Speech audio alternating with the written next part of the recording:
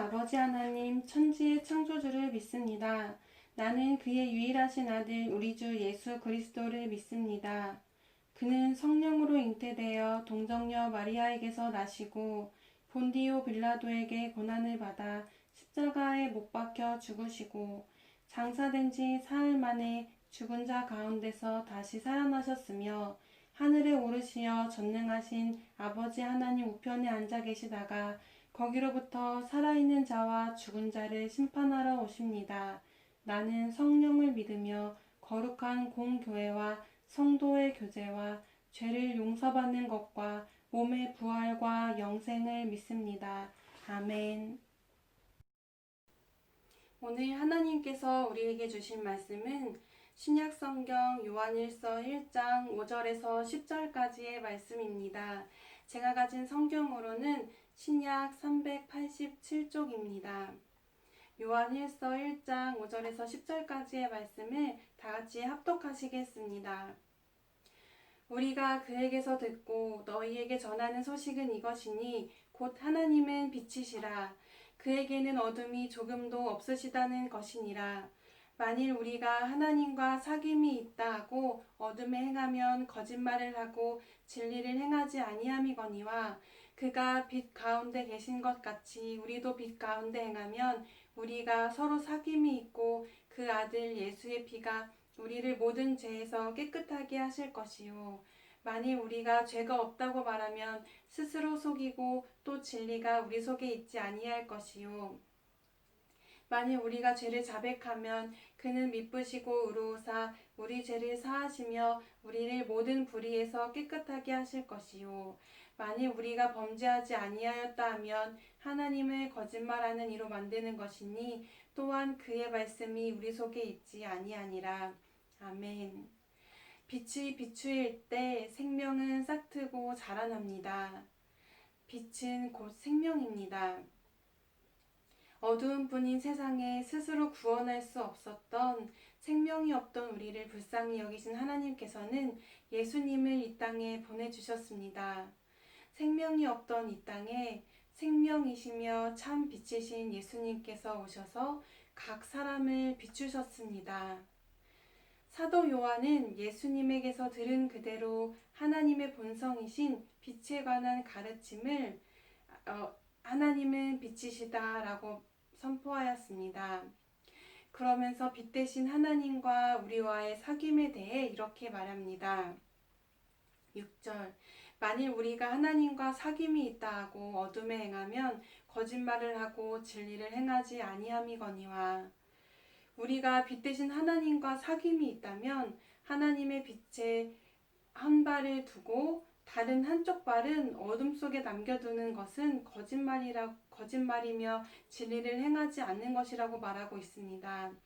이것은 마치 우리가 배를 탈 때 한쪽 발은 배 안에 두고서 다른 한쪽 발은 강둑에 둔 채로 배를 타겠다고 하는 것처럼 하나님과의 사귐은 어둠과 하나님과의 사귐이 함께 있을 수 없다고 이야기합니다. 왜냐하면 하나님께는 어둠이 조금도 없으시기 때문입니다. 7절에서는 이렇게 말하고 있습니다. 그가 빛 가운데 계신 것 같이 우리도 빛 가운데 행하면 우리가 서로 사귐이 있고 그 아들 예수의 피가 우리를 모든 죄에서 깨끗하게 하실 것이요. 예수님께서는 이 땅의 모든 사역을 하나님의 빛 안에서 하셨습니다. 하나님과의 친밀함 속에 모든 것을 이루어 가셨습니다. 만약 우리도 빛 안에서 걸어간다면 우리는 서로 사귐이 있는 것입니다. 서로 사귐이 있는 것이 빛 안에 거했을 때 우리의 모습입니다. 하나님의 빛 안에서 우리는 서로 교제하며 예수님의 피가 모든 죄로부터 우리를 깨끗하게 하시는 것이 우리가 빛 안에 있을 때의 상태입니다. 이 말씀을 누가복음 19장에 나오는 구원받은 삭개오 이야기를 통해 함께 살펴보겠습니다. 삭개오는 돌 무화과 나무 위에 있을 때 예수님께서 빛으로 다가오셔서 삭개오야 속히 내려오라 내가 오늘 내 집에 유하여야 하겠다 라고 말씀하시자 기쁜 마음으로 예수님을 영접했습니다. 그리고 19장 8절에서 예수님께 이렇게 이야기했습니다. 삭개오가 서서 주께 여짜오되 주여 보시옵소서 내 소유의 절반을 가난한 자들에게 주겠사오며 만일 누구의 것을 속여 빼앗은 일이 있으면 내 갑절이나 갚겠나이다. 그리스도의 참 사랑의 빛이 삭개오의 마음에 임하자 삭개오는 자신의 죄를 깨달으며 자신이 잘못했던 일을 이웃을 향해 갚겠다고 이야기합니다. 이처럼 우리 안에 그리스도와의 사귐이 있다면 우리의 사랑은 다른 사람을 향하여 넓혀지게 됩니다. 이전에는 다른 사람을 귀하게 여기지 않고 착취의 대상으로 여겼으나 하나님과의 사귐이 있자 다른 사람들을 존귀하게 대하게 되었습니다. 8절 만일 우리가 죄가 없다고 말하면 스스로 속이고 또 진리가 우리 속에 있지 아니할 것이요.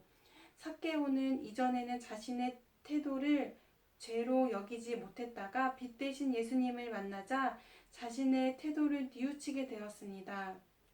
이전에는 전혀 죄라고 여기지 않았던 것들이 죄로 여겨지는 것은 우리가 빛을 만났을 때 일어나는 일입니다. 빛을 만나 우리 안에 있는 것은 선함이 아니라 악한 뿐이고 죄뿐임을 깨닫게 됩니다.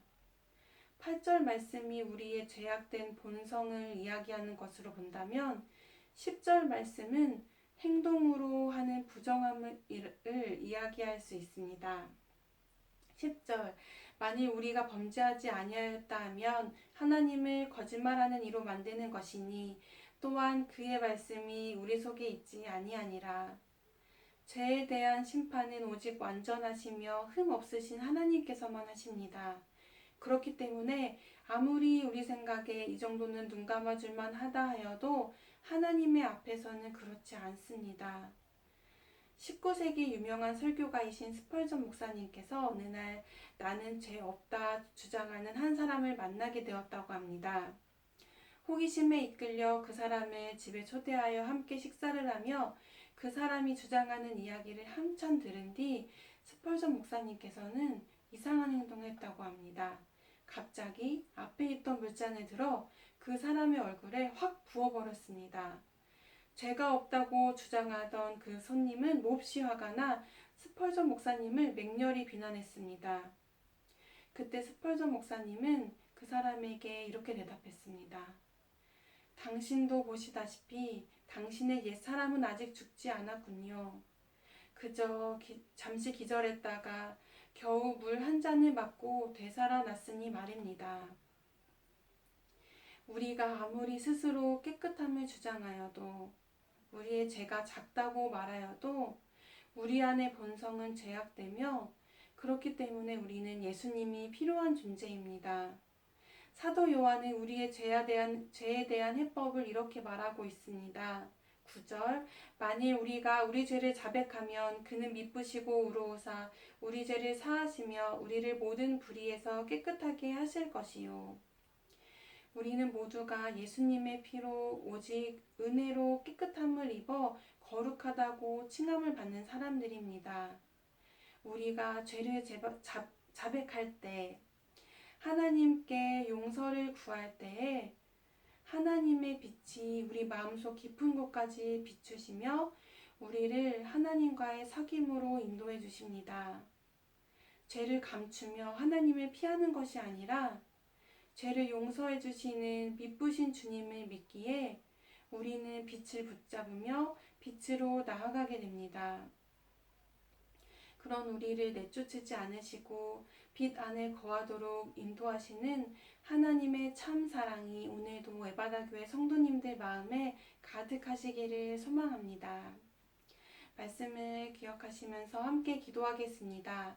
먼저 빛이 우리에게 찾아오셨고 그 사랑의 빛은 연약한 우리 자신에 대해서도 이웃에 대해서도 빛이 안 비치는 곳이 없다는 것을 믿음으로 믿고 함께 기도하시겠습니다.